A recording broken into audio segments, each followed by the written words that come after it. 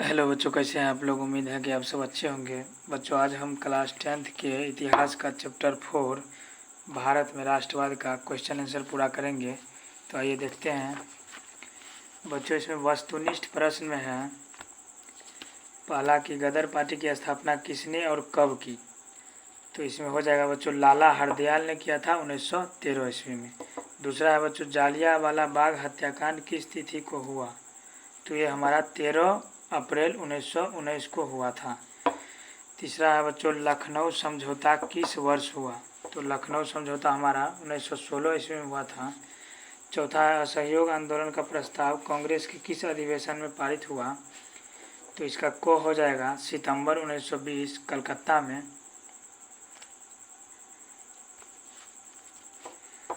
उसके बाद बच्चों, पाँचवा है, भारत में खिलाफत आंदोलन कब और किस देश के शासक के समर्थन में शुरू हुआ। तो इसका हो जाएगा को 1920 ईस्वी में तुर्की के समर्थन में शुरू हुआ था। छठा क्वेश्चन है बच्चों, सविनय अवज्ञा आंदोलन कब और किस यात्रा से शुरू हुआ। तो ये हमारा 1930 दांडी यात्रा से शुरू हुआ था। उसका बच्चों सातवां है, पूर्ण स्वराज की मांग का प्रस्ताव कांग्रेस के किस वार्षिक अधिवेशन में पारित हुआ। तो ये हमारा 1929 लाहौर में हुआ था। उसके बाद बच्चों देखते हैं आठवां क्वेश्चन। आठवां है, राष्ट्रीय स्वयंसेवक संघ की स्थापना कब और किसने की। तो राष्ट्रीय स्वयंसेवक की स्थापना 1925 में के.वी. हेडगेवार ने किया था। नौवां है बच्चों, वल्लभ भाई पटेल को सरदार की उपाधि किस किसान आंदोलन के दौरान दी गई। तो ये हमारा दिया गया था बारदौली किसान आंदोलन हुआ, उसी के दौरान दिया गया था। 10वां है, रंपा विद्रोह कब हुआ। तो रंपा विद्रोह हमारा 1916 ईस्वी में हुआ। उसके बाद बच्चों हम लोग का फिल इन द बैलेंस यानी रिक्त स्थानों की पूर्ति है। तो इसमें आइए सेट में देखते हैं बच्चों। सेट में सारा चीज़ लिख दिए हैं।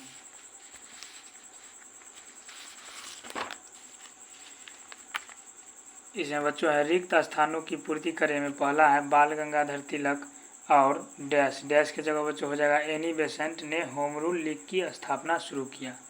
तो हमारा पहला हो जाएगा यहाँ पर एनी बेसेंट। दूसरा में है डैश भारत में खिलाफत आंदोलन के नेता थे। तो हमारा महात्मा गांधी थे जो भारत में खिलाफत आंदोलन के नेता थे। तो इसमें महात्मा गांधी भर लीजिएगा। उसके बाद है 12 फरवरी 1922 को असहयोग आंदोलन स्थगित हो गया। यहाँ पर बच्चों 12 डैश के जगह 12 भर लीजिएगा और एक डैश है वो 1922 उसमें भर लीजिएगा और फिर एक डैश है उसमें असहयोग भर लीजिएगा। तो यानी 12 फरवरी 1922 को असहयोग आंदोलन स्थगित हो गया था। उसके बाद बच्चों है, साइमन कमीशन के अध्यक्ष सर जॉन साइमन थे। साइमन कमीशन का अध्यक्ष जो है डैश के जगह सर जॉन साइमन भर लीजिएगा।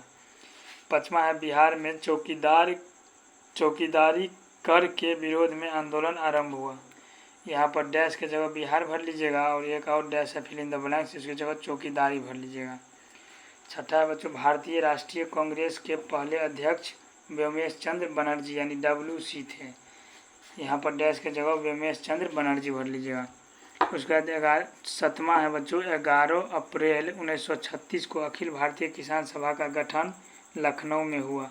तो इसमें पहला डैश है यानी फिल इन द ब्लैंक्स, उसमें 11 भर लीजिएगा। इसके बाद 1936, उसके बाद लखनऊ भर लीजिएगा। 8वां है बच्चों, उड़ीसा में अक्टूबर में खोंड विद्रोह हुआ। उड़ीसा में अक्टूबर में खोंड विद्रोह हुआ, यानी अक्टूबर भर लीजिएगा यहाँ डैश की जगह। इस तरह से हमारा रिक्त स्थान की पूर्ति कार्य खत्म हो गया। अब हम लोग क्वेश्चन आंसर पर चलते हैं, अति लघु उत्तरीय क्वेश्चन आंसर पर। बच्चों इसमें अति लघु उत्तरीय क्वेश्चन आंसर बोल रहा है पहला कि खिलाफत आंदोलन क्यों हुआ। दूसरा, तीसरा, चौथा, पाँचवा यानी 5 और 3 8 क्वेश्चन है। 8 क्वेश्चन हम लोग सेट में देखते हैं।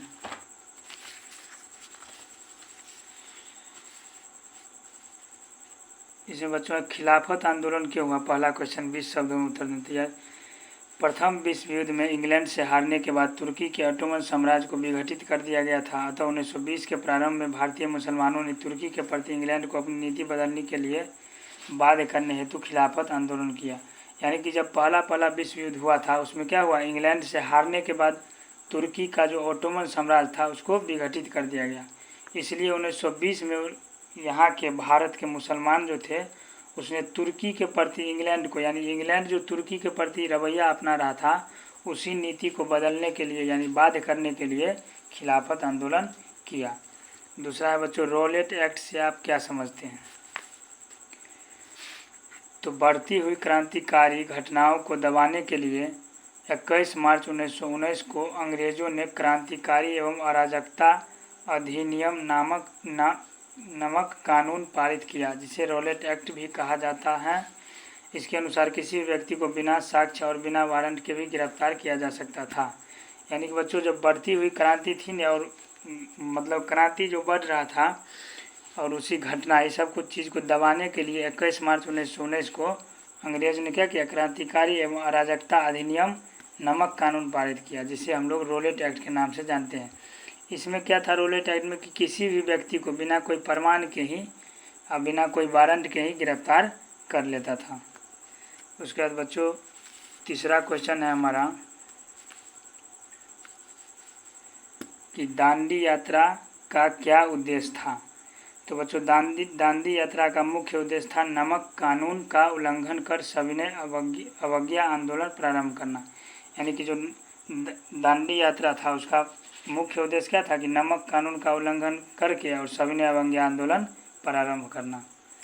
उसके बाद बच्चों चौथा क्वेश्चन है गांधी इरविन पैक्ट अथवा दिल्ली समझौता क्या था?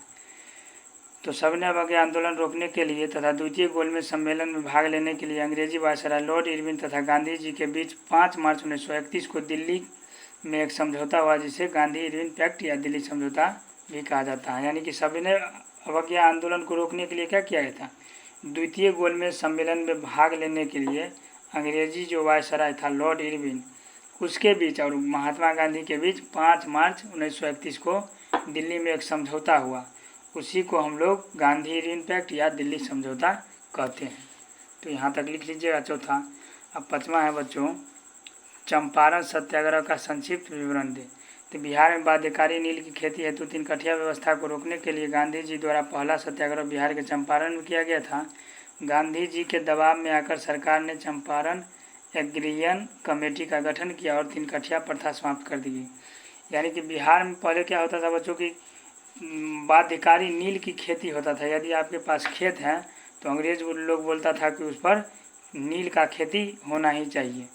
तो उसी चीज़ को रोकने के लिए यानी 3 कठिया व्यवस्था को रोकने के लिए गांधी जी द्वारा क्या किया गया, पहला सत्याग्रह बिहार के जो चंपारण जिला था उसमें किया गया।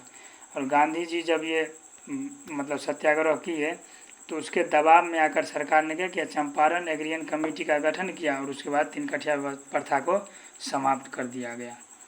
यहाँ तक आप लिख लीजिएगा। छठा क्वेश्चन है बच्चों मेरठ षड्यंत्र से आप क्या समझते हैं? तो मार्च 1929 में अंग्रेजों द्वारा कुछ वामपंथी नेताओं के विरुद्ध मेरठ की अदालत में झूठा देशद्रोह का मुकदमा चलाया गया, जो मेरठ षड्यंत्र के नाम से जाना जाता है। यानी कि मार्च 1929 में क्या हुआ कि अंग्रेजों द्वारा कुछ वामपंथी नेता था उसके विरुद्ध मेरठ की अदालत में एक झूठा देशद्रोह का मुकदमा चलाया गया, जिसे हम लोग मेरठ षड्यंत्र के नाम से जानते हैं। 7वां है बच्चों कि जतरा भगत के बारे में आप क्या जानते हैं, संक्षेप में लिखें। तो 1914 से 1920 तक छोटा नागपुर क्षेत्र के उराव जनजातियों द्वारा अंग्रेजों के विरुद्ध हुए विद्रोह का नेता जतरा भगत था। यानी कि 1914 से लेकर के 1920 तक छोटा नागपुर जो क्षेत्र था, इलाका था, उसके उराव जनजाति द्वारा अंग्रेजों के विरुद्ध, उसके जो उराव वहाँ का जनजाति जो रह रहा था, उन्होंने क्या किया, अंग्रेजों के विरुद्ध विद्रोह का मतलब विद्रोह कर दिया। उसी का जो नेता था ना वो जतरा भगत था। 8वां है बच्चों all India trade union Congress की स्थापना क्यों हुई? तो है भारतीय मजदूर वर्ग के उत्थान तथा उनकी मांगों के समर्थन हेतु 31 अक्टूबर 1920 को कांग्रेस पार्टी ने all India trade union Congress की स्थापना की। यानी कि भारतीय जो मजदूर वर्ग था उसी के उत्थान के लिए, विकास के लिए तथा उनकी मांगों के समर्थन हेतु, और वो जो मांग कर रहे थे भारतीय मजदूर वर्ग उसके समर्थन हेतु 31 अक्टूबर 1920 को क्या किया गया, कांग्रेस पार्टी ने all India trade union Congress की स्थापना किया था। तो इस तरह से बच्चों हम लोग का ये जो 8 क्वेश्चन था 8 तक हो गया हमारा ख़त्म, जो कि अति लघुत्तरीय क्वेश्चन था, 20 शब्द में उत्तर देने वाला। अब हम लोग सुमेलित करने वाला देखते हैं। सुमेलित करने वाला हम बच्चों इसमें चौ जो है ना इसमें WC बनर्जी होगा। तो यहाँ पर आप लोग सही कर लीजिएगा। तो आइए इसको देखते हैं बच्चों, इसको डायरेक्ट हम आंसर लिख दिए हैं। जैसे है गांधीवादी चरण, तो इसका डायरेक्ट आंसर हो जाएगा 1919 से 47 तक। दूसरा है चौरी चौरा हत्याकांड, तो इसमें हो जाएगा 5 फरवरी से 1922। तीसरा है कांग्रेस के प्रथम अध्यक्ष, तो बेमेश चंद्र बनर्जी थे। तो चौथा है बंगाल विभाजन वापस, तो वो 1911 होगा। हिंदू महासभा मदन मोहन मालवीय होगा। मोपला विद्रोह केरल होगा। इस तरह से हमारा सुमेलित करे भी खत्म हो गया। अब हम लोग बच्चों चलते हैं लघुत्तरीय प्रश्न, यानी कि 60 शब्दों में उत्तर देने वाले पर। ये भी 5 वो हैं बच्चों, तो 5 का हम सेट में देखते हैं।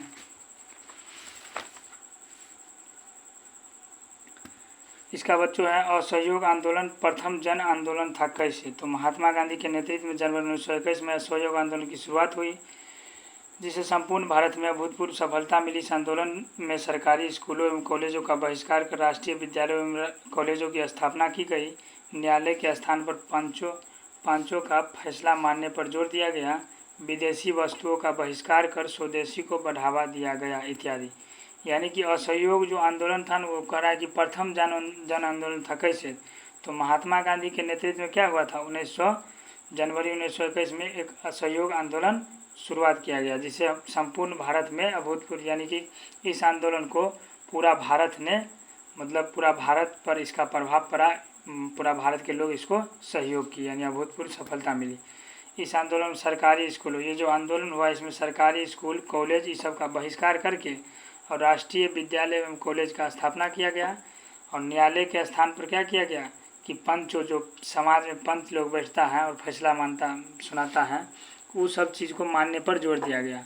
और विदेशी वस्तुओं का बहिष्कार करके स्वदेशी को, यानी विदेश से जो बनने वाली वस्तुएं थी हमारे देश में, उसका जो है बहिष्कार करके और स्वदेशी को बढ़ावा देने का मतलब इसमें जोर दिया गया। यही सब था। तो इस तरह से इतना आप लिख लीजिएगा।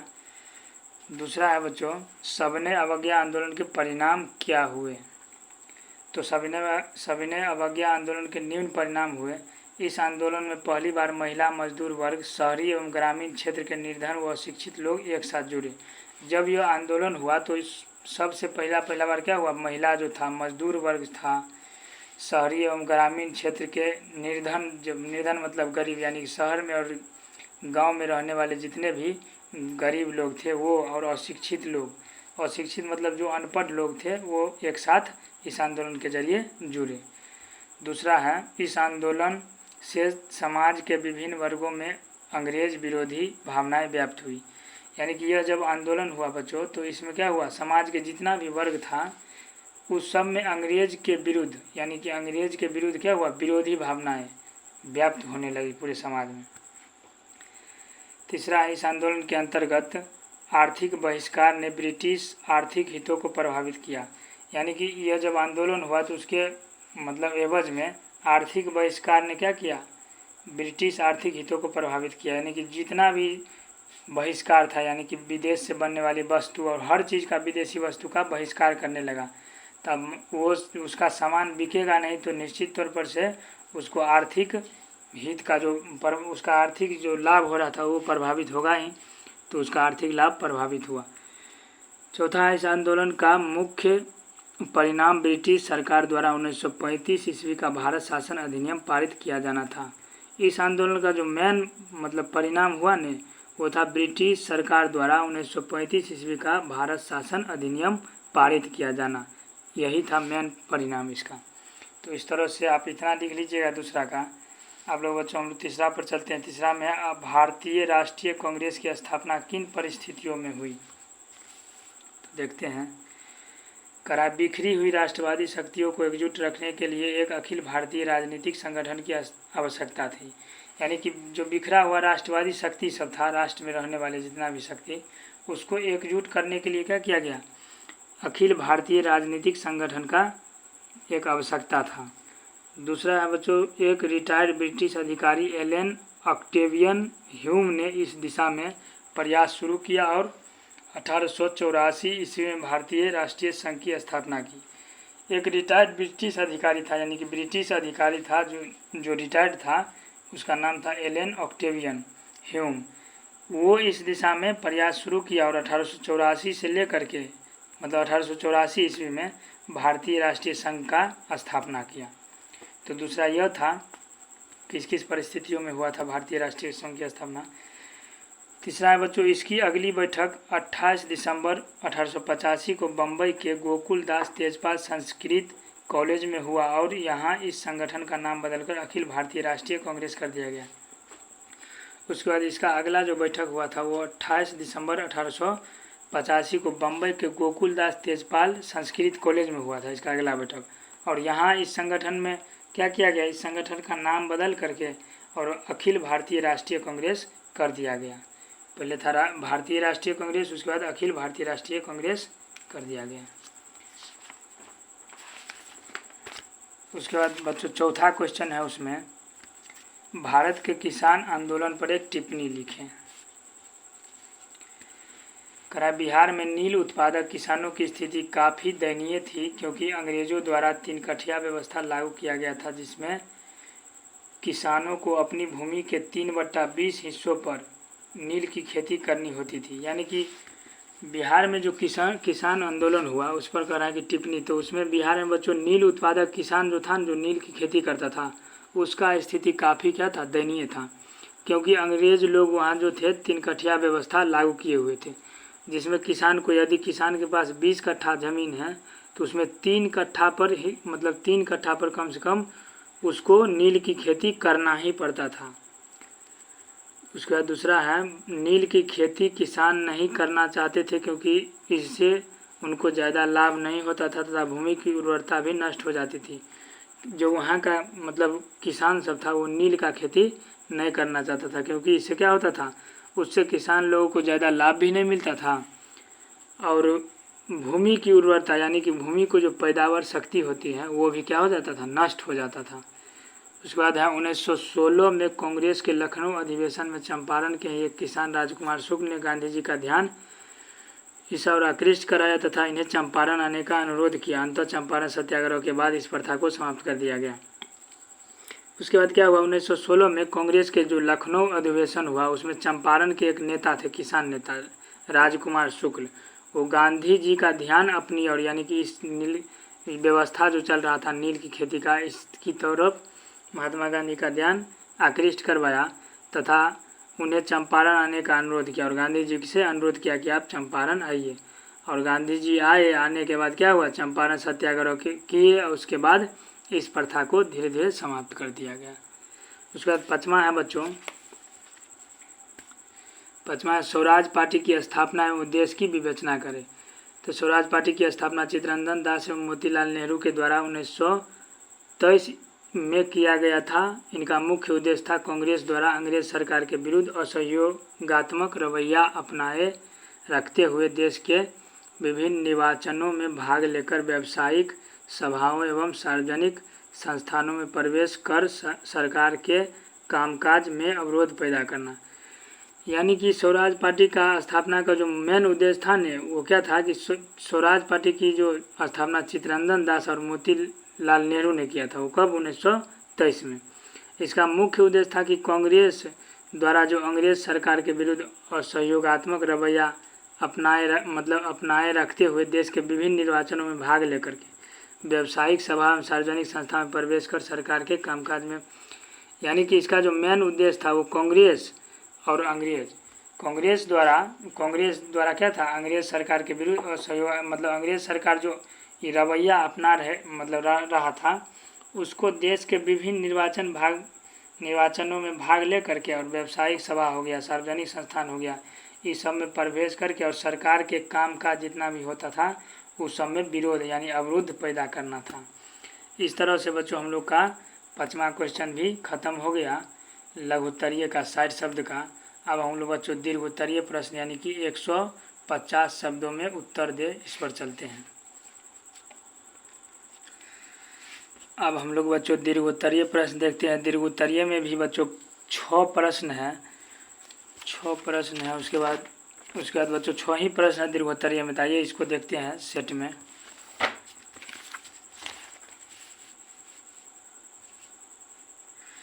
इसमें इसमें करना है बच्चों प्रथम विश्व युद्ध का भारतीय राष्ट्रीय आंदोलन के साथ अंतर संबंधों की विवेचना करें। तो कह रहा है प्रथम विश्व युद्ध में हो रहे खर्चों से इंग्लैंड की आर्थिक स्थिति खराब हो गई थी।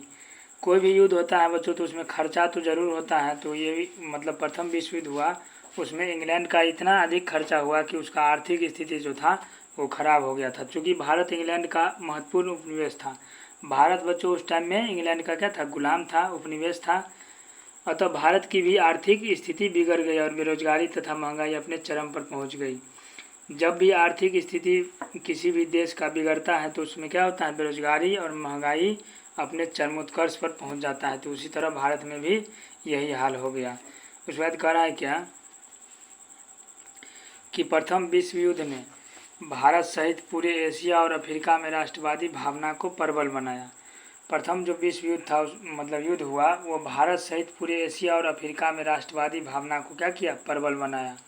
उसके बाद कह रहा है प्रथम विश्व युद्ध के बाद भारत में जो राष्ट्रवाद की लहर उठी उससे प्रभावित होकर भारत में ब्रिटिश सरकार ने शासन में कुछ सुधार करने का प्रयास किया, जो 1919 के मॉन्टेस्क्यू चेम्सफोर्ड योजना या भारत सरकार अधिनियम के नाम से जाना गया। जब प्रथम विश्व युद्ध हुआ उसके बाद क्या हुआ, भारत में मतलब भारत के जो लोग था उसमें अपने देश के प्रति प्रेम की भावना की लहर उठी। उससे प्रभावित होकर भारत में ब्रिटिश सरकार क्या किया, ब्रिटिश सरकार का उस समय शासन था तो उसने क्या किया, कुछ सुधार करने का प्रयास किया। वो सब लोग समझ गया कि और इसका मनोबल धीरे धीरे बढ़ रहा है, राष्ट्रवाद की भावना सब लोगों में बढ़ रहा है, इसलिए उन्होंने क्या किया, शासन में कुछ सुधार करने का प्रयास किया, जो 1919 के मॉन्टेस्क्यू चेम्सफोर्ड योजना या भारत सरकार अधिनियम के से जाना गया। वही जो सुधार किया वही क्या 1919 के मॉन्टेस्क्यू चेम्सफोर्ड योजना या भारत सरकार अधिनियम के नाम से जाना गया। उसके बाद कह रहा है कि बच्चों कि प्रथम विश्व युद्ध में इंग्लैंड से हारने के बाद तुर्की के ऑटोमन साम्राज्य को विघटित कर दिया गया था। यानी कि प्रथम विश्व युद्ध में क्या हुआ, इंग्लैंड से जब हार गया तुर्की तो वहाँ का जो ऑटोमन साम्राज्य था उसको क्या किया, विघटित कर दिया गया। और विघटित करने के बाद ऑटोमन साम्राज्य का शासक इस्लामी दुनिया का खलीफा होता था। जो ऑटोमन साम्राज्य का जो शासक होता था राजा, वो इस्लामी दुनिया का खलीफा होता था। इससे भारतीय मुसलमानों में नाराज़गी बढ़ी। इससे क्या होता था, भारतीय मुसलमान में धीरे धीरे नाराज़गी बढ़ गया और अतः 1920 के प्रारंभ में ही भारतीय मुसलमानों ने तुर्की के प्रति इंग्लैंड को अपनी नीति बदलने के लिए बाध्य करने हेतु, यानी कि भारतीय मुसलमान में नाराज़गी बढ़ा और 1920 में वही नाराज़गी जाहिर करने के लिए, यानी कि तुर्की के प्रति इंग्लैंड का जो नज़रिया था, नीति था, उसी को बदलने के लिए बाध्य करने हेतु महात्मा गांधी के नेतृत्व में सब मुसलमान ने आंदोलन किया। वही खिलाफत आंदोलन कहलाया, यानी खिलाफत आंदोलन किया। उसके बाद कह रहा है कि प्रथम विश्व युद्ध के बाद उत्पन्न परिस्थितियों ने राष्ट्रीय आंदोलन में गांधीवादी चरण जो 1915 से 1947 के लिए पृष्ठभूमि के निर्माण का कार्य किया। जब प्रथम विश्व युद्ध हुआ उसके बाद क्या हुआ, वहाँ पर जो मतलब उसमें उत्पन्न जो स्थिति हुआ वो राष्ट्रीय आंदोलन में गांधीवादी चरण के लिए क्या किया, पृष्ठभूमि के निर्माण का कार्य किया। गांधीवादी चरण कब से कब तक था, 1915 से 1947 तक। तो इनको सहयोग मिल गया इस चीज़ से। तो दीर्घ उत्तरीय का पहला का आप इतना तक लिख लीजिएगा। अब हम लोग बच्चों दूसरा पर चलते हैं।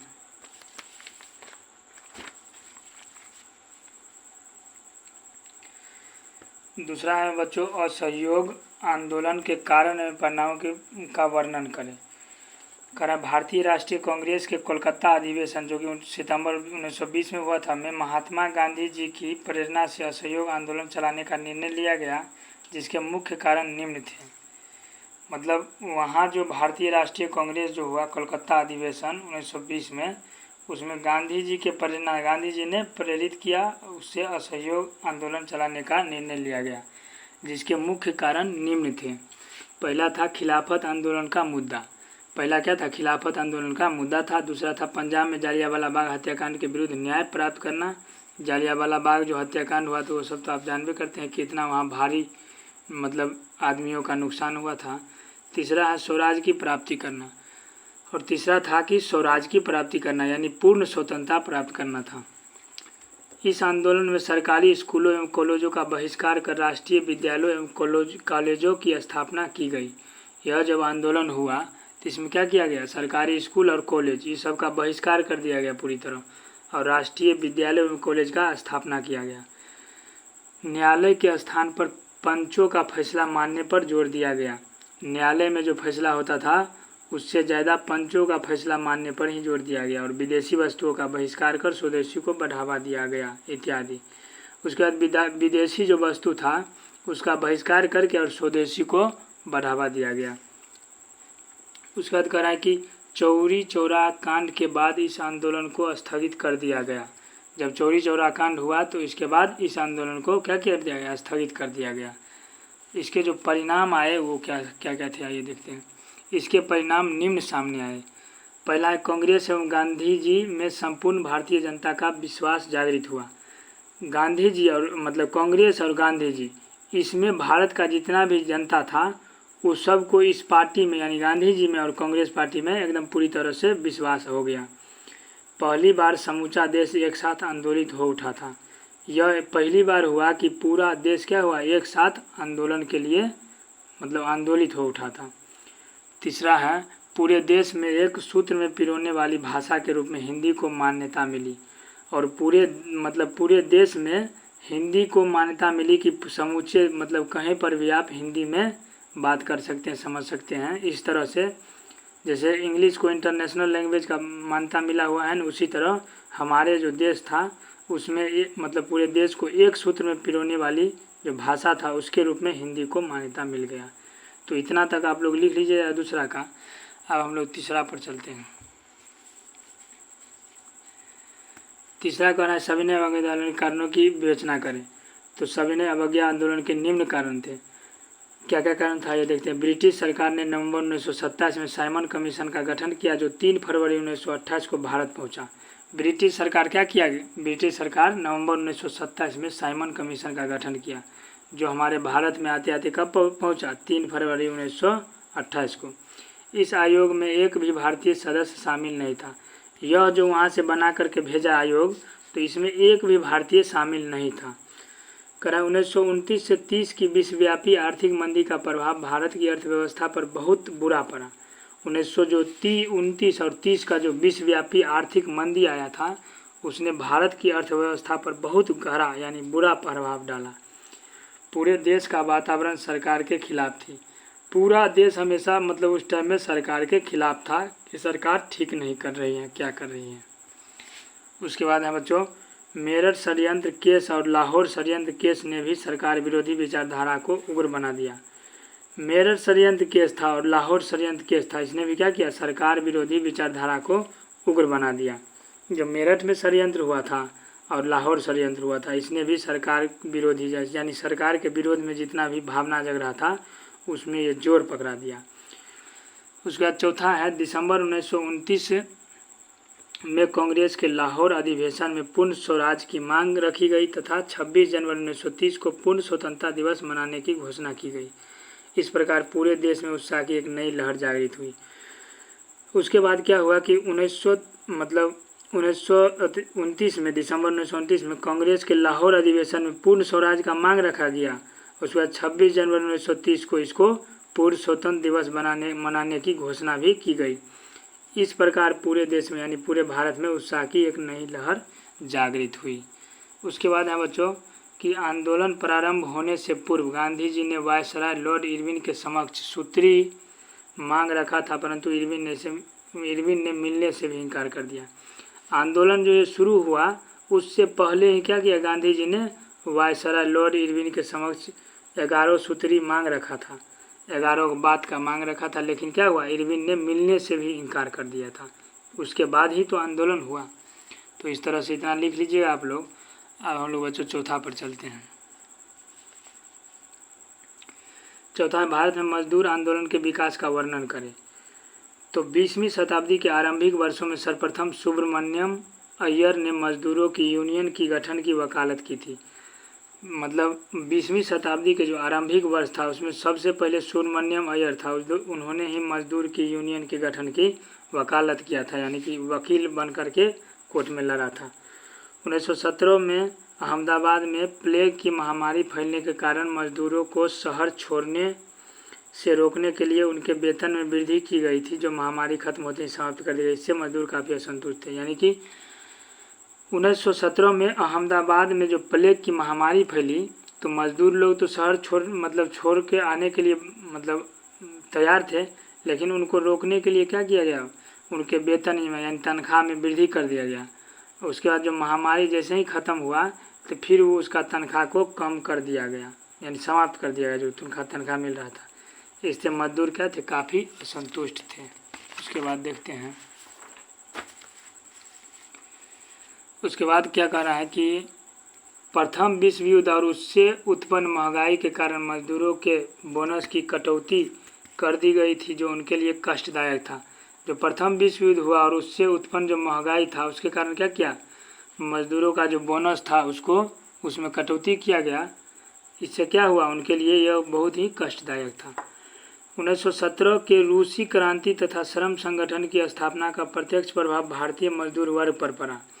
उसके बाद 1917 से लेकर के 1917 से रूसी क्रांति और श्रम संगठन का जो स्थापना हुआ उसका जो प्रत्यक्ष प्रभाव पड़ा वो भारतीय मजदूर वर्ग पर ही पड़ा था।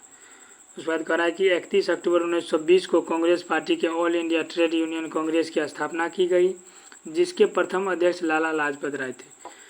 उसके बाद 31 अक्टूबर 1920 को क्या किया गया, कांग्रेस पार्टी के all India trade union Congress का स्थापना किया गया, जिसका जो प्रथम अध्यक्ष बना वो लाला लाजपत राय थे। तो यहाँ तक चौथा लिख लीजिएगा आप लोग। अब हम लोग बच्चों पाँचवा पर चलते हैं। पाँचवा में है भारतीय राष्ट्रीय आंदोलन में गांधी जी के योगदान की विवेचना करें। यानी भारतीय राष्ट्रीय आंदोलन जो हुआ उसमें गांधी जी के क्या क्या योगदान था उसका विवेचना करने के लिए बोल रहा है। तो महात्मा गांधी का जन्म 2 अक्टूबर 1869 को गुजरात के पोरबंदर नामक स्थान पर हुआ। गांधी जी का जो जन्म हुआ वो 2 अक्टूबर 1869 को गुजरात के पोरबंदर था जगह, उस पर वहीं पर हुआ था। 1893 में साउथ अफ्रीका चले गए, जहां से 9 जनवरी 1915 को भारत लौटे। फिर उन्होंने क्या किया कि 1893 में साउथ अफ्रीका चले गया, वहां से 9 फरवरी 1915 को साउथ अफ्रीका से लौटे।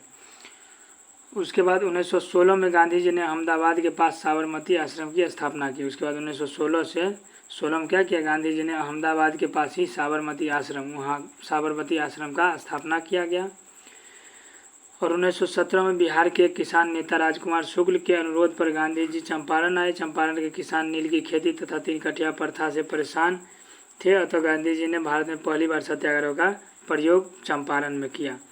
1917 में क्या, बिहार के किसान नेता थे राजकुमार शुक्ल, वो अनुरोध किए और उसके अनुरोध पर गांधी जी चंपारण आए। वहीं से जो चंपारण में किसान पर जो नील का खेती थोपा गया था, 3 कठिया प्रथा, उससे किसान बहुत परेशान थे। इसी से गांधी जी ने क्या किए, भारत में यहाँ पर पहली बार सत्याग्रह का प्रयोग चंपारण में ही किए। उसके बाद है चंपारण सत्याग्रह की सफलता के बाद महात्मा गांधी ने पहली बार भूख हड़ताल अहमदाबाद की मिल मजदूरों के समर्थन में 1918 में की थी। चंपारण जो सत्याग्रह किया उसको जो सफलता मिल गया, उसके बाद फिर महात्मा गांधी ने क्या किया, पहली बार भूख हड़ताल अहमदाबाद की जो मिल मजदूर था उसके समर्थन में 1918 में किया। इसके बाद गांधी जी ने 1918 में ही गुजरात के खेड़ा जिले में कर नहीं आंदोलन चलाया। फिर उसके बाद गांधी जी ने क्या किया, 1918 में ही गुजरात के जो खेड़ा जिला था उसमें कर नहीं यानी टैक्स जो वहाँ पर ज़्यादा देता था वो टैक्स नहीं आंदोलन चलाया। इसके अलावा रॉलेट एक्ट के विरोध में सत्याग्रह, खिलाफत आंदोलन, असहयोग आंदोलन, सविनय अवज्ञा आंदोलन इत्यादि आंदोलनों में गांधी जी की प्रत्यक्ष रूप से महत्वपूर्ण भूमिका रही। उसके बाद क्या हुआ, इसके अलावा गांधी जी की रॉलेट एक्ट के विरोध में सत्याग्रह हुआ, जो खिलाफत आंदोलन हुआ, असहयोग आंदोलन हुआ, सविनय अवज्ञा आंदोलन इत्यादि, ये सब जो आंदोलन हुआ इसमें गांधी जी का प्रत्यक्ष रूप से एकदम बहुत ही महत्वपूर्ण भूमिका था। इस तरह से बच्चों हमारा चैप्टर नंबर 4 ख़त्म हुआ। उसके बाद बच्चों हम लोग चैप्टर नंबर 5 के अगले वीडियो में मिलते हैं। तब तक के लिए धन्यवाद बच्चों।